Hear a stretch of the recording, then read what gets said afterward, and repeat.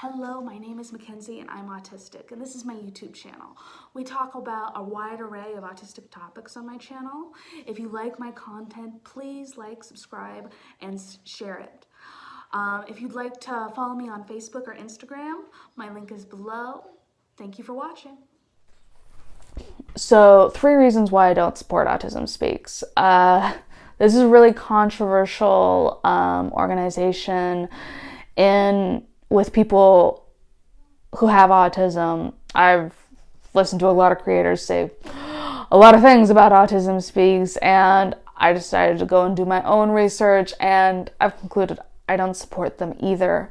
The organization itself, for 3 reasons. 3 reasons.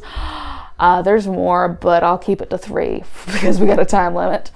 So, first, they promote misinformation, basically, and when they talk about autism, they use a rhetoric of tragedy and hopelessness, and you can see what I'm talking about below in the links below. It has a link to a video that they made in 2009. This organization has only existed for 15 years. Just keep that in mind. So 10 years ago, they created a video called I Am Autism to spread autism awareness, and it is horrific in my opinion.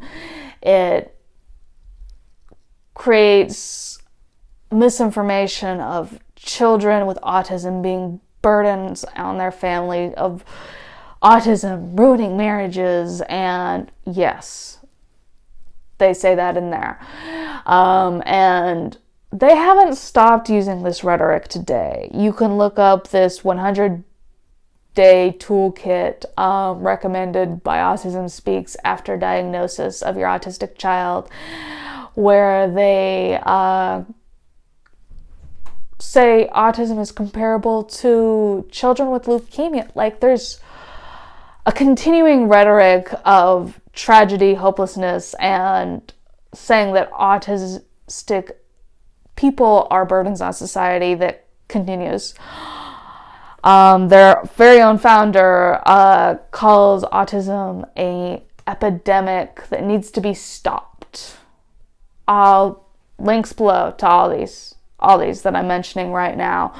So I don't like the way they talk about autism, number 1. I do not trust an organization who claims to advocate for awareness of autism and promote understanding and all that of autistic people that don't have autistic people in leadership. And that actual autistic people have left leadership positions within this organization because they did not agree with their goals and the way the organization was run. Many claim that they're very patronizing and they just aren't inclusive of autistic people, despite that's supposed to be their goal. I have a link. John Elder Robinson was a board member and resigned from his position. I'll leave a link below to the reason why he was leaving. He told everybody. So I'll link it below. And the second reason, they're not inclusive to autistic people. That's basically it. That's worrying to me. Then, finally, their finances are questionable to me, and how much is actually going towards autistic people. Many of their financial reports show that only like 4%, a very small percentage of their proceeds actually go to autistic people and their families, and most of it went for a long time. They've taken it out of their mission statement or whatever, finally, towards finding a cure for autism, which I can tell you what this amounts to is a lot of research into finding the genetic cause of autism genetic markers, and I'll leave you with that and you can research more into it. But there's an implication there. Just saying. Anyway, so far more of their proceeds, like 40%, went towards that and many other questionable scientific endeavors, rather than towards autistic families and supporting them. So I can't really find any reason to support them.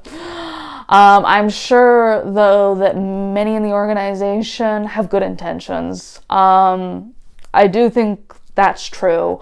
I think the system they've got going on and the rhetoric they're putting out, though, is doing more harm than good, in my opinion. Now, I'm going to go over some actual organizations that I support and that do include autistic people within their leadership and I feel are far more worthy of donations, in my opinion. 3 organizations. I'll put links below. Again, I want to make sure all the information is readily accessible to you. Autistic Self-Advocacy Network, ASAN.